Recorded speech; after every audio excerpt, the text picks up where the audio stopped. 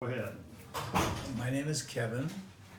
I came here because I had a difficulty in my balance, and Richard prayed through the Holy Spirit for my return to my original balance, and it was incredible that the way it was performed.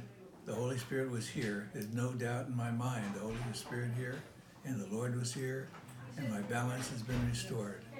And I praise the Lord for His generosity and His grace and His faithfulness forever. In Jesus' name. So Kevin, how do you know your balance is restored?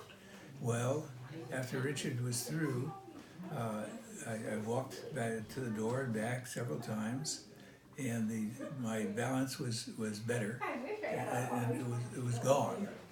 I have the balance that I was seeking by the grace of God. Amen. Amen.